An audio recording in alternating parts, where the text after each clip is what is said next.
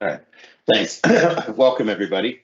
So today's presentation, we'll be going over quite a few things, mostly deep diving into some of the top items that our customers have brought up about Microsoft eDiscovery.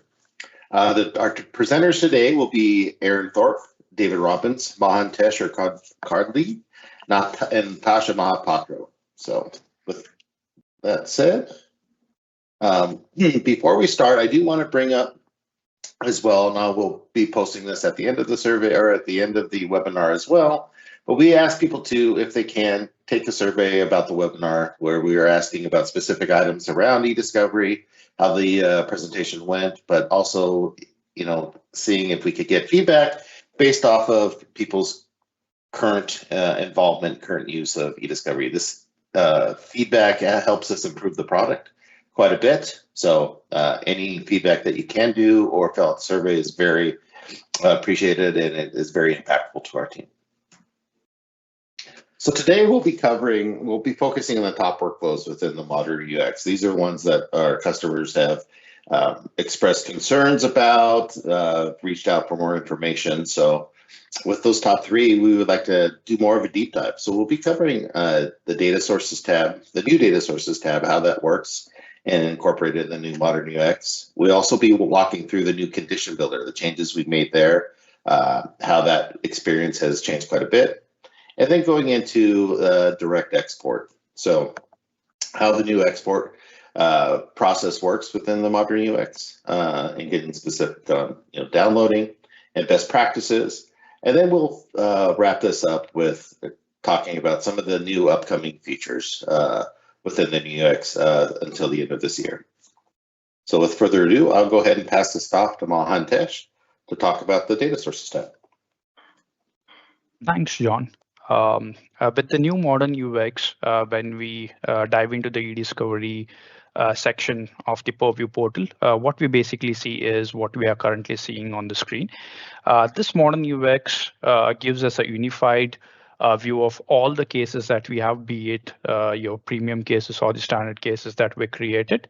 And also here we have an option where we can create cases, and the drop down next to the create cases also allows us to create a new case and a new search with a single click. John, can we move on to the next slide, please? So basically, in the modern eDiscovery workflow, the workflow which begins is by adding the data sources, performing searches, and then if required, we can put the data sources on hold. And also, as John mentioned, we are going to cover the exports. So basically, as part of this webinar, we are going to cover the four pillars in the workflow, starting with the data sources tab. And in the next slides, we are going to talk about what this data source is all about. So basically, in the eDiscovery Premium Classic experience, we had data sources tab, which allowed us adding the locations where we perform searches on. It may be your SharePoint sites, it may be your mailboxes, it may be your the M365 groups.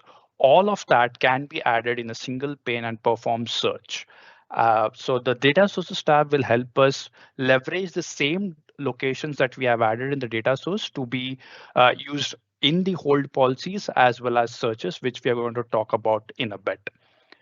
So John, next slide, please. So in the data sources tab, we have the list as we see on the right hand side, where we see all the sources in the tenant, and you can perform a search using the name, email address, or URL if it's a SharePoint site, and then select the required data sources to be added once perform the search. A couple of things that I would like to call out here in the new the data sources tab that we have is the data sources that we have here would be basically the differences in the eDiscovery Premium, the Classic experience, and the new data sources tab is basically the we do not have the in the eDiscovery Premium experience, we had options where we could select the users as well as the groups that they were the part of. But in the new modern experience, that option is not available in the data sources tab. Rather, the same option is available in the searches tab. And David from my team would be covering it in a bit of how do we see those options. That's one. And the second thing that we leverage the data sources is in the eDiscovery Premium experience, the classic experience, we were able to manage the holds within the data sources tab. Whereas in the new modern experiences, the hold policies that we have or the holds that we used to create in the classic experience can still be created leveraging the same data locations which we add in the data sources, but it's just a new experience that we have. And on the process on how to create the hold using the data sources will also be covered by David and just in our upcoming slides. John, next slide, please. So in the data sources tab, we have options of adding multiple data sources at once. And the way we do it is by copying the email addresses or the UPN separated by semicolons, and then copy pasting it in the search bar that we have. So once we perform the search, all the locations that we have listed there will appear. And then once we do a select all and click on manage at the bottom, all the data sources would be successfully added in the data sources tab. Next slide, John. Sometimes when we perform the searches, either using the URL of a SharePoint site or using the UPN or the email addresses of the mailboxes, we see on the right-hand side as displayed on the screen, like it says unverified. So basically what it means is if it's a mailbox which you're performing the search and you see a question mark and an unverified source, as we see on the screen, it basically means that the SharePoint site that we are trying to perform or trying to add as a data location or data source in the new data source tab is basically either locked or not available, or there might be a typo in the location that we are trying to search. This basically means that we can still go ahead and add the location, and while performing the searches it will be re-verified, and if there are any errors, like if it's not able to find the location or if the location is locked, such errors can be displayed in our summary files, which we'll be shortly discussing in the upcoming slides as well. Next slide, John. So we have successfully added all the data sources here, and the process of how do we create a hold policy using these data sources and how do we leverage all these data sources that have been currently added in these searches would be covered by my colleague, David. With that, David, I'll hand over the mic to you. Yes, thank you very much. So yeah, now that we have added our custodians to the new data sources tab, which is kind of that top level or case level way of managing custodians within a case, what if we want to put them on hold? So what we're going to talk about today is how we put those custodians into a hold policy. So as you see here, we have selected the custodians from the data sources tab. And once again, when you add a custodian, if they have a mailbox and a OneDrive account, we will automatically include that mailbox and that OneDrive account. So when we have these locations selected, you can also hit that little drop down next to the checkbox to basically make sure that we have included their mailbox and their associated OneDrive account and any sites associated with that team that we selected, the Mark 8 project team. So when we have selected all the locations that we want to put on hold, you will click the new button to create a hold policy. So John, if you want to take us to the next slide. Now, one difference between eDiscovery Premium and the modern user experience is that in eDiscovery Premium, when you create a hold policy using the Data Sources tab, we automatically give it a name. But at the same time, we want to give you a little bit more control within the modern UX to give some details around the hold policy. Maybe you want to create multiple hold policies for a case, for example. So we are going to give you the opportunity to basically assign a policy name to our hold policy and a description. So after you give it the name and description, John, if you want to hit next here, it will automatically create your hold policy. Now, please keep in mind, this is still in draft. You see that little draft over here on the top. This is draft. This is not enabled yet. It will not be enabled until you hit that apply hold button that was highlighted here. So as you can see here, the data sources from the data sources tab were brought over into the new hold policy. At this point in time, if you only wanted to put the mailboxes on hold and not the sites, you could remove the sites and just put the mailboxes on hold. Or you could even remove the mailboxes and just put the OneDrive accounts and the team sites on hold. Now, if you wanted to basically put all of the content on hold within those locations, you will leave that condition blank.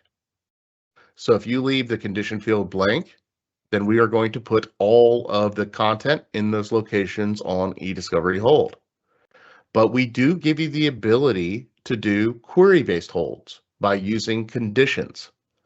This is when you don't want to put the entirety of the location on hold, but only a subset of documents or emails. So you are welcome to use query-based holds, but there are some kind of things you need to know, as we called out kind of with this little information bubble over here. So I do very much recommend that you take a look at our documentation to learn more about creating query-based holds. So once again, we have brought over the locations that we specified under the data sources tab. You can add additional locations or modify those existing locations. And then when you feel good about the locations and the condition, if you choose one, then at that point of time, you would hit this apply hold button. So when you click that, John, if you want to go to the next slide, it will take us to another new feature within the modern UX, and that is the details tab. I am a big fan of the details tab. This is a new feature we have in the modern UX to break down a hold policy and show you the status of each location within this hold policy. So like, for example, in eDiscovery Standard and eDiscovery Premium, if you're looking at the hold policy, we just give you that overview. You know, it's on or it's has errors. But in the modern UX, not only do we give you the overall status that you can see on this screen, highlighted in green, but we will also show you the status of each location in this hold. This is something you can use. You can download this report, and you could even drill down into each location for additional information. Another new feature within the modern UX that was rolled out earlier this year is that we have dramatically increased the number of locations per hold policy if you have the premium features enabled in the modern UX. So if you have the premium features enabled, we have increased the previous limit. So previously there was a limit of 100 sites or 1,000 mailboxes per location. So that was in eDiscovery Standard and eDiscovery Premium. And we have increased that to 2,000 mailboxes and 2,000 sites. So in eDiscovery Premium and eDiscovery Standard, if you were adding a custodian, so their mailbox and their OneDrive account, that would work out to be about 100 custodians per hold policy. So that's the mailbox and the OneDrive account. But in the modern UX, you can have up to 2,000 custodians per hold policy, including mailbox and their respective OneDrive account. So that limit has been pretty dramatically increased in the modern UX for those with those premium features enabled. So do want to share that in case anyone missed the news on the increase of the hold policy. But once again, once you have basically determined that everything looks good, you can also go up to this policy actions tab here, and you'll see the ability to delete the whole policy, turn off the whole policy, and even retry the whole policy. So if you do have situations where certain locations may be errored out, you know, while you're trying to create the whole policy, you can either use this feature to retry the whole policy, or go into the location that has the issue and retry the whole policy from there as well. So that is some updates around hold policies. I really recommend that you check out this details page. I am a big fan. It's a great way to really understand the big question, which is the hold policy been deployed successfully? So check out the details view, check out the new hold policies, and next we're going to start getting into the world of conditions. So John, if you want to go to the next screen. Let's talk about a big update that we had to the world of the condition builder. So now that we set our data sources tab, we have our custodians and our team within the data sources tab, and we have now created our hold policy. The next step is let's create a search. So I'm going to go under the searches tab and hit add new to create a new search. And now, the first thing I'm going to do on the new search experience, which I hope everyone has seen by now. So this is the new search experience for the modern UX. The first thing I'm going to do is basically specify the locations that I want to search. So I can search across my entire tenant by hitting the Add Tenant-Wide Sources button. So if I wanted to search all of my mailboxes or all of my sites, I can do that there. Or you can search individual locations by hitting Add Sources. So I'm going to go ahead and hit that Add Sources button here. And that's going to take us to the new picker experience. So within the new picker experience, if you select that option, that little radio button that you see here for all sources in this case, so it will default to all sources within the tenant, but you can select all sources within this all sources in this case, which is highlighted here, and it will populate the picker with all the locations from that data sources tab. So once again, if you're using that case level, data sources tab to manage your custodians, you don't have to go and re-add them all every time you create a new search. Just select all sources in this case, and it will pre-populate with every location that you specified under that data sources tab. So I am selecting all of the custodians that we called out, or the locations that we called out under the data sources tab. And I'm going to hit save and close to take me back to that search experience. So next slide, Sean. Thank you. Now, as we mentioned earlier, what if you want to see all of the teams that a custodian is a member of? Well, in the modern UX, we have replaced that functionality from eDiscovery Premium with a new one called Explore and Add, which gives additional options that you did not have in eDiscovery Premium. So like eDiscovery Premium, this feature is an E5 or premium enabled feature. So you do need to basically have that premium feature enabled switch for the case. And when you go into the Explore and Add gesture, not only can you see the groups that a user is in, which is the ability to see basically all the teams that a user belongs to, but you can also go and see the user's manager, who their direct reports are, who they frequently collaborate, and the groups that they own. That includes Teams, Modern 360 or Microsoft 365 groups. So there are some additional features that you did not have in eDiscovery Premium. So next, let's talk about the big news, and that is the change to the condition builder. So first, we're going to show kind of what the previous version of the modern UX condition builder looked like. So John, if you want to go to the next slide here. So this is what it previously looked like. So in an attempt to kind of simplify the process of adding conditions to the condition builder within the modern UX, we made the keywords field a true keywords field. So this is where you would just go and enter your keywords and it would run searches. However, we got feedback from our customers that this was too limiting. The reason why is, unlike eDiscovery Standard and eDiscovery Premium, you could not use operators within the new condition fields. So, operators are and or near, those different operators would not work in the keyword section in the modern UX, which basically meant that you had to rely more on keyword query editing. or manual KQL queries. So hearing that feedback, we did implement a change recently to the condition builder. So John, if you want to go to the next screen, to bring back that functionality that you were used to in eDiscovery Standard and eDiscovery Premium to create more complex queries directly in the keyword section without having to go to the KQL editor. And that's what we've done here. So if you've ever used the keyword list view in eDiscovery Standard or eDiscovery Premium, we basically mimic that in the modern user experience. So you can see that we have these different rows, and you can even, once again, use operators and or not, near, within that keyword section, just like you could in eDiscovery Standard and eDiscovery Premium. So we have brought that functionality back to the modern user experience. This is also very helpful if you are using the keyword report that we'll talk about shortly.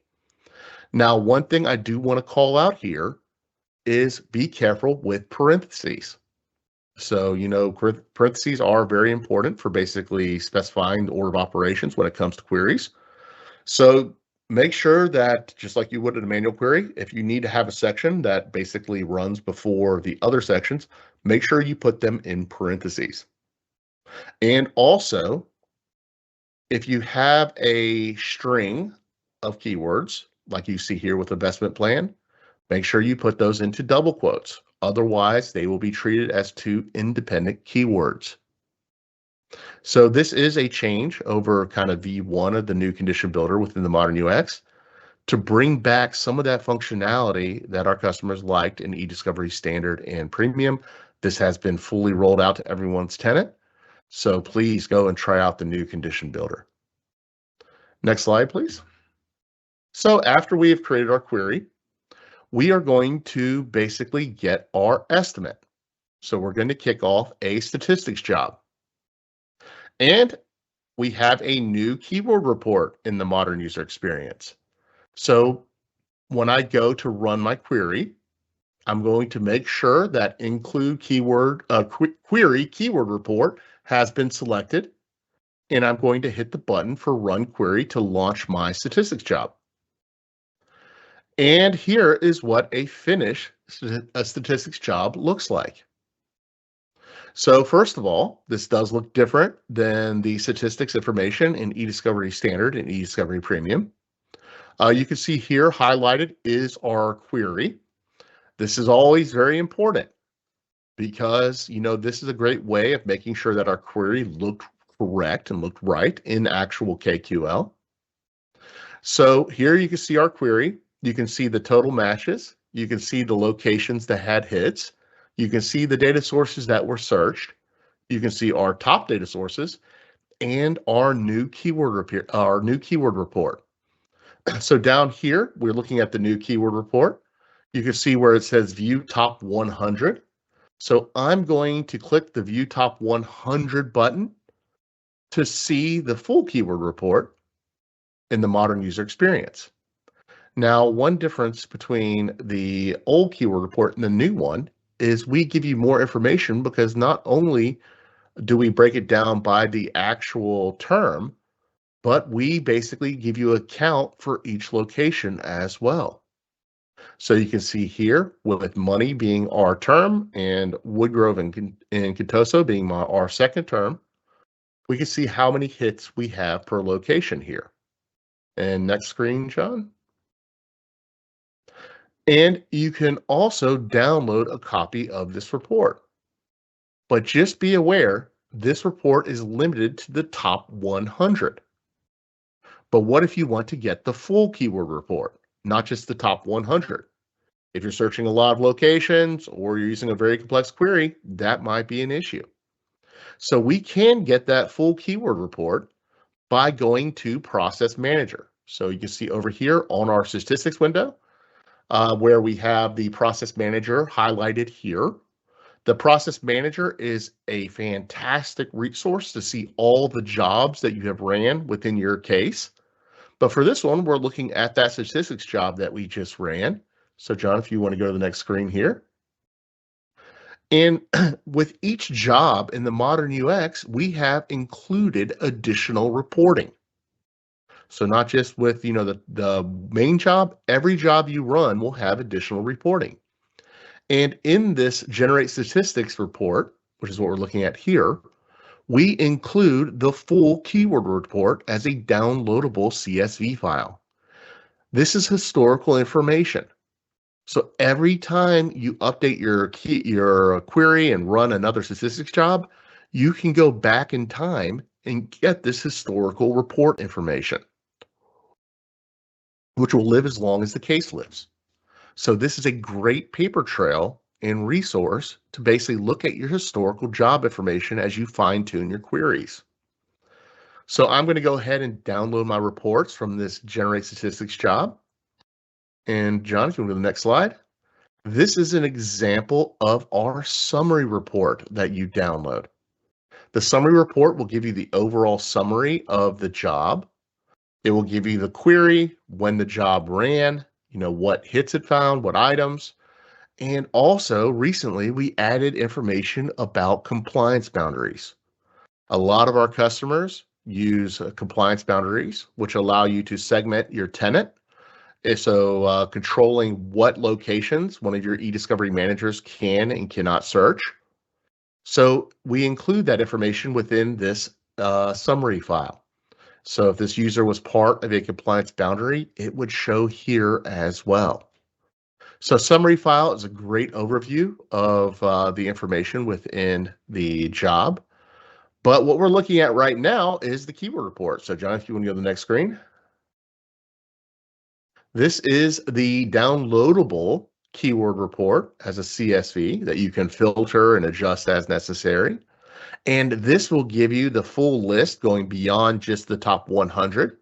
So this will give you a full breakdown of all the results, and you'll be able to basically see how effective your query is. So you do have this downloadable report, which is the more comprehensive keyword report that you can get for any generate statistics job that you've ran that had that option selected to generate the keyword report. Next slide, please. But that's not all. We've also made some additional enhancements within the condition builder in the modern UX. So the first one we're going to talk about is this show more. So when you go to add conditions, you'll see that we've given you some of the commonly used search conditions, including date, subject, participants, item class. But if you hit this show more button, so next slide, please. Thank you. This is where you can see what conditions are available, what search conditions are available for the condition builder. So one thing I really like about the new condition builder is we break down which conditions work for which workload in Microsoft 365.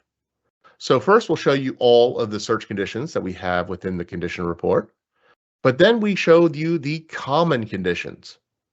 Common conditions are conditions that work both for Exchange, SharePoint, and OneDrive.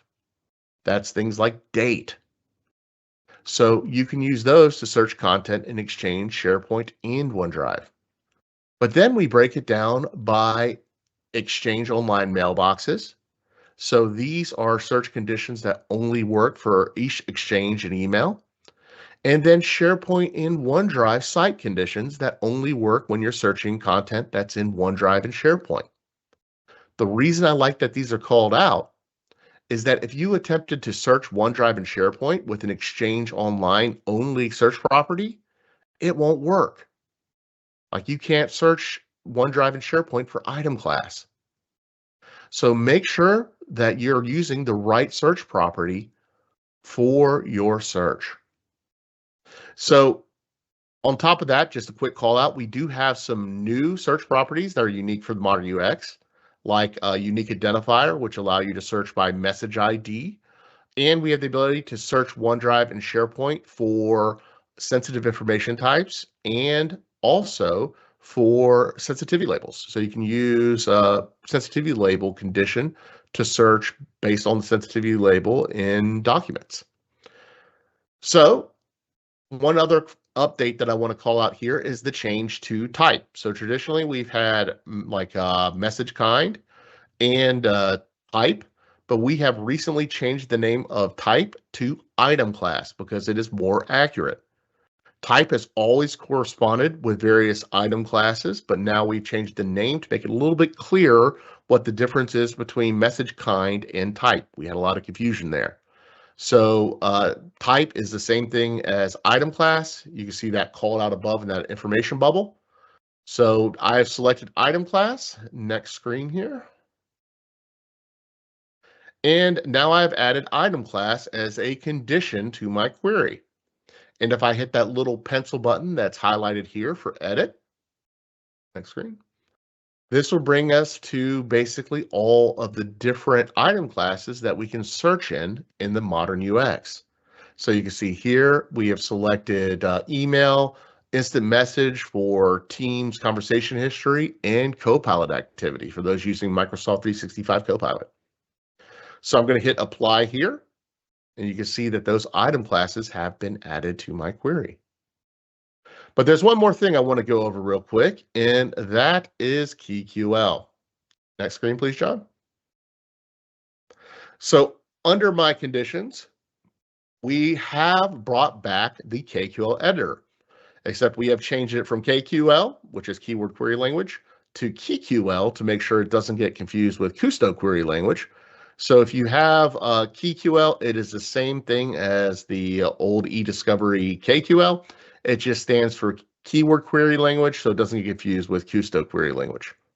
So I am selecting KeyQL to bring up the KeyQL editor. So next screen, please. And it will warn you that we're translating our existing condition into KeyQL for the KeyQL editor, and hit continue. And you can see here we have brought over those conditions into the KeyQL editor. Now we have flagged some error because we have replaced kind of that OR statement with that machine generated C, comma S code. So we have to make a quick adjustment to parentheses. So next screen, please. So you can see here, I've put all these different terms in parentheses and gotten rid of that error. But also on the next screen, you'll see that you can absolutely create your own manual queries within this as well. The KeyQL editor will make suggestions on which different search properties to use. And most importantly, there are some search properties that you can use in the KeyQL editor that don't exist in the condition builder. So I always do recommend customers learn how to write manual KeyQL queries because you have a lot more control and power in, frankly, options when you're building manual queries versus the condition builder. So it's worth taking a look at our documentation to learn how to build those queries. So John, if you want to go to the next screen. That is the update to our condition builder. We hope it's an improvement. It gives you a lot more flexibility when using our condition builder. And on that note, I will be turning it over to Aaron to talk about exporting. Very good. Thanks, David. So let's talk about exports and export options. So here we're back at one of our previous searches and we're ready to do a direct export. Now, there are two primary export options in eDiscovery. First, you have the ability to add results to a review set and export from there. Or second, you have the ability to do a direct export from your search. So rather than sending those results to a review set, you can just simply do a direct export from your search. Oftentimes you'll have search results that you send to a review set, you review, you tag those results and export from there. But for today's example, we're going to walk through doing a direct export from our search. And we'll be talking through using those premium features that are enabled. So if we go to the next screen, we'll click export. All right, so let's look at some of the new options available in the direct export. And starting from the top of the flyout panel, we'll start by giving our export a name. So that is required. And a new feature that recently rolled out is this name is now included in the zip file packages you download after you run the export. So you want to name it something descriptive. In this example, we're seeing we'll use finance docs as our name. So we would see that as a suffix to our zip file packages and exports once we download this. Now the description is optional, so if you want to leave it blank, that is totally fine, but we'll go ahead and leave that one blank. Now, the next 3 radio button options, those control the items that we plan to include in our exports. The first option there would be to only include those indexed items that match our search query. So that one, pretty straightforward. Again, only the items that match our search query. Now, I find it a little bit easier to jump down to the 3rd radio button, which would be only the partially indexed items. So again, just those partially indexed items would be included if we select that 3rd radio button. And then that takes us to the 2nd radio button option, which I have selected here, which I find used a bit more frequently. This is going to be the indexed items that match our query and the partially indexed items as well. So then from there, we have 2 additional checkboxes that we can select. The first one there is to exclude partially indexed items in locations without search hits. So again, that one is just going to depend on your workflow, whether you want to select that one. And then the second checkbox, which I do have selected, this is going to perform advanced indexing on those partially indexed items to try and determine if they match our query. Now that is going to take a little bit longer, but it's going to perform that advanced indexing on those partially indexed items to try and identify more search results. So then if we go to the next screen, we'll just scroll down through the list of our options. And I'm not going to touch on every single one of these because some of these are pretty straightforward, intuitive, but I'll just hit on some of the more important ones as we go along. So the top set of options control the versions of OneDrive and SharePoint items that are included in the exports. Now, if you have E5 licenses and you're using those premium features, you'll see several options in this dropdown. You'll see the latest version, you'll see the most recent 10 versions, most recent 100 versions, or all versions. So several different choices that you can choose from that drop-down option. Now, moving down a little bit further to that messages and related items from mailboxes options section there, that first checkbox is if we want to collect up to 12 hours of related conversations when a Teams message matches a search. This can be really helpful to get that full context of a conversation. So in this example, we have that option selected. And the second checkbox is whether we want to organize those Teams conversations into threaded HTML transcripts or leave them as MSG files. A lot of times this is going to be dependent on the next step in your workflow, whether you plan to process the data further, review them in another tool, or sometimes it's just a matter of personal preference. So we have that one selected. And then that third checkbox is whether we want to include cloud attachments in messages. So if this is checked, we'll collect items from SharePoint or OneDrive.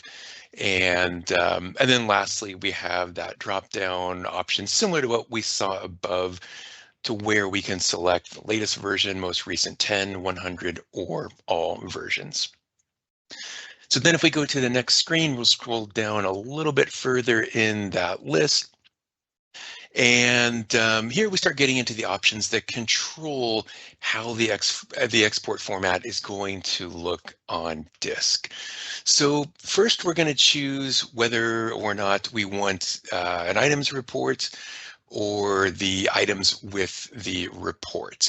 Now, there may be some situations where you want just a report, but typically you'll be selecting both the items and the report like we've done here.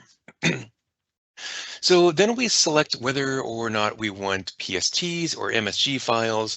Similar to what I mentioned before, a lot of times it is going to depend on the next step in your workflow, whether you plan to use some further downstream processing engines, review tools, things of that nature, or again, could just be a matter of personal preference. So then lastly, at the bottom, we have 4 checkbox options that are going to control a few different things. So the first one determines how we organize our data from different locations and whether or not those are separated into separate folders or PSTs. The second is whether we include the folder and path of the source. The third is whether we condense the path to fit within the Windows character limitation. So that one's pretty straightforward. And then the fourth is whether we give each item a friendly name or use a unique GUID. So we're going to look at a few examples of how those last 4 checkbox options look like on this, because I find it's a lot more clear if you see a few of those examples that have been exported. So if we go to the next screen. All right, so here's an example of organizing data from different locations into separate folders or PSTs in this case. And you'll notice that each data source for Adele, Alex, Alan, and our Mark 8 project, they all have separate PST files on disk. So it's really easy to determine which one is associated with which data source. Versus if we look at the next option or the next screen, this is where we did not organize the data from different locations into separate PSTs. So here you see we get just a single PST for all 4 of those previous data sources. And then we would just simply leverage metadata from our reports to determine which messages belong to which custodian or data source. And like I've mentioned, these options are going to be very dependent on the next step in your workflow. But I find, again, it's really helpful just to see how these look on disk. So let's take a look at another example. If we go to the next screen, and this one is when we're exporting data from SharePoint. So similar to what we just saw a moment ago with the PST files, we can see how the SharePoint docs are organized in that upper left example. That's where it's organized by the unique data sources versus the bottom example where everything is kind of grouped together because we did not organize that data based on the separate folders or PSTs. And again, we would just simply leverage metadata to determine which items belong to which data source. All right, so if we go to the next screen, we'll take a look at another example. So this is kind of switching gears, and this is that organized conversations into HTML transcripts. So on disk in the File Explorer, you'll get an actual HTML file. And then when you open that up, you get that nice indented, threaded view of that entire conversation. So it's really easy to see that entire back and forth conversation. You get that full context.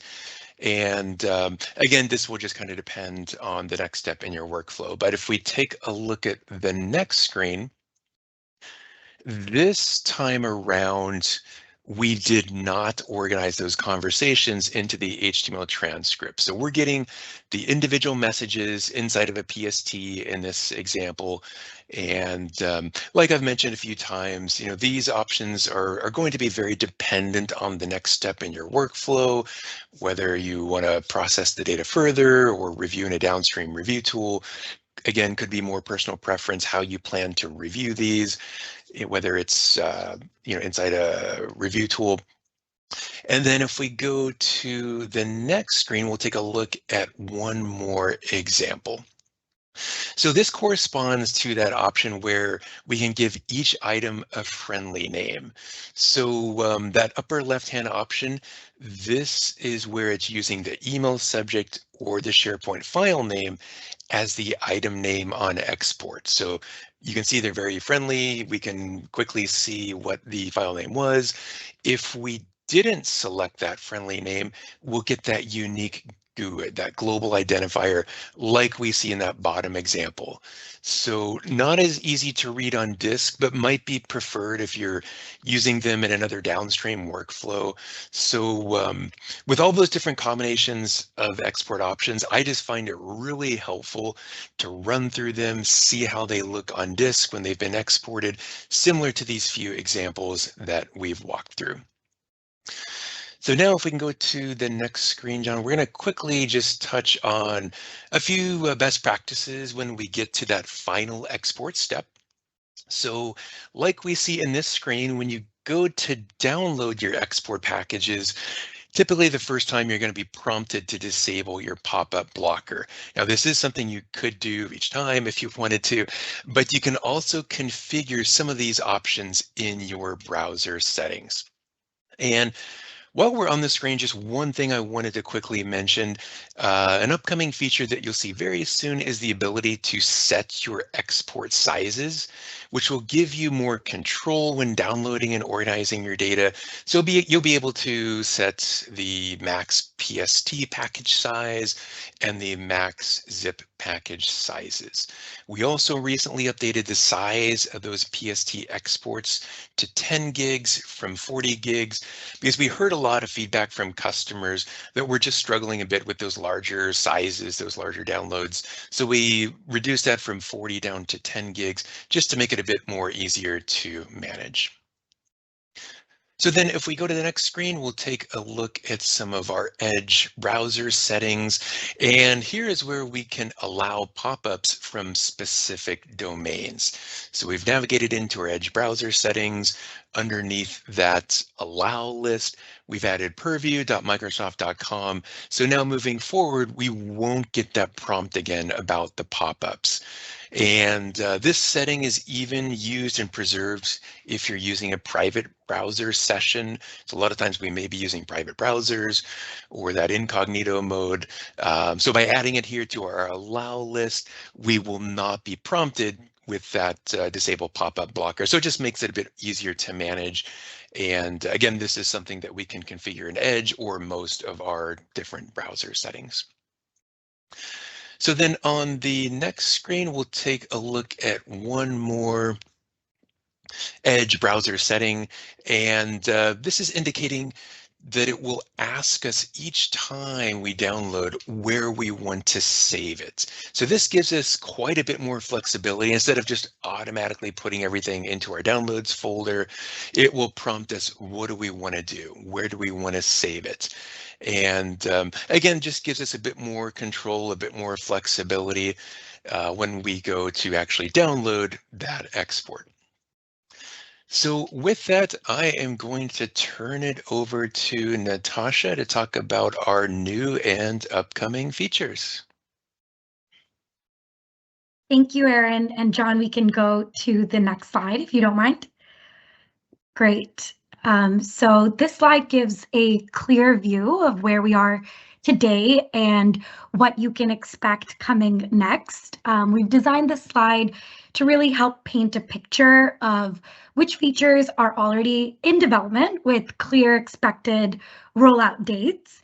Starting next month, 3 impactful features will be available to your teams, including the ability to bulk import data sources, allowing you to add multiple data sources at once, in addition to letting users select their preferred language for collections. We've also made changes to how results can be exported. As Aaron noted earlier, exported zip folders will now include the name of the export in its title, making it, of course, easier to identify.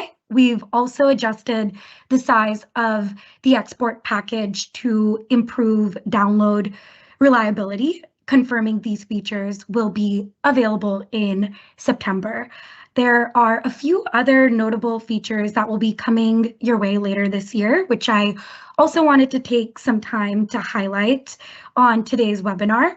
By the end of this year, you'll be able to surface top item types, patterns, and trends across review sets using the advanced review set query editor, which will help you gain deeper insights and, of course, improve analysis. In addition, you'll be able to enable external collaboration with guest access for export downloads. Admins, of course, will be able to control access using IP restrictions and token expiration. The ability to import data from non-Microsoft 365 resources. And by the end of this year, you'll also be able to automate and integrate case workflows using Graph APIs for standard cases. You can continue tracking updates and go live dates in real time via aka.ms/eDiscovery roadmap. And with that, John, I'll hand it back to you. All right, thanks, Natasha. So we do have a few more minutes. I didn't know, Alistair, David, and Nina, I know we've been answering questions. Is there anyone that we want to call out verbally for the last few minutes during Q&A?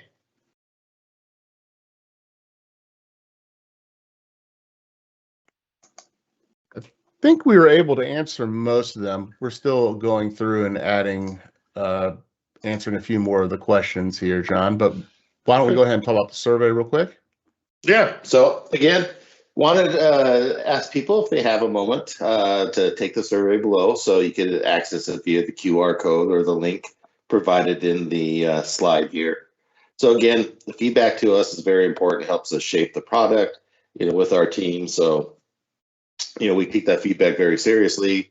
From past webinars and from past surveys, what we've received from our customers has really helped shape the product, especially around the query builder. Those items that we covered today that we're making changes have been largely based off of our customers' feedback. So please, if you do have a moment, please take the survey, which will be very much appreciated. I also want to mention that we do have a number of resources that people can address. Natasha had just mentioned the roadmap, where you could see the eDiscovery roadmap items that are coming and the specific dates that they are, or generalized dates where they are going to be employed. We do also have an interactive guide that walks you through the eDiscovery new UX, so it's a good tool to use as well. We do have within some documentation around eDiscovery docs, so the new eDiscovery experience as well within our MS Learn that you could check out as well. We have been posting blogs, specifically maybe on the Graph API use, exports, and so forth. So we do several blog posts based off giving information on specific information within eDiscovery and how to use certain features. But then we do also have the Ninja guide that I would suggest folks do bookmark this. It is a great guide that links you to articles, videos on certain functions and all the features within eDiscovery. We always work to continue to update that, but it is a good resource to find what you need to what you're looking for within as far as how usability within eDiscovery. We did post the Classic Retirement blog, so as folks know, we are retiring the Classic Premium version at the end of August. We had recently retired the standard version at the end of May. But if you want to know about updates, what's being affected or what features may be going away, what new features are being added, you can look at the Classic Retirement blog. And then again, we have the What's New in Purview eDiscovery. So again, what's new, what's coming. So again, great information on these all these resource tabs and sites. So I'd encourage folks to use those as needed. John, can you put the survey back up real quick? We have some people asking to get that link again. Absolutely.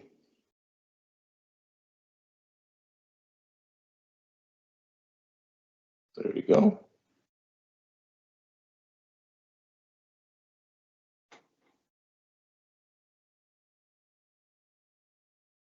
Okay. So I can leave that up. So that actually wraps up. I know, Emily, you have like to probably close out unless there's any other items any of our team wants to bring up before we move to the closing slide? Okay. And again, we'll be posting this on YouTube, which should be great. So this whole presentation and the screens will be available. But with that said, Emily, hand it off to you to close up. Awesome. Thanks, John. We'll also be posting the deck with that slide and the QR code on aka.ms/security community later today as well for anybody who missed that QR code or link. Great. Awesome. Well, thank you to all of our presenters today for being our guests and for sharing all of that amazing information with our community. Also, thank you to the Q&A team who helped us with answering all of your questions and providing the resourceful information. To all the listeners still on the line, if you're someone who wishes to aid in the protection of the world from cyber threats and desire to have a say in shaping our strategies, blueprints, and recommendations, then we invite you to become part of our security community. Together, we can make a global impact. So join us at aka.ms/security community.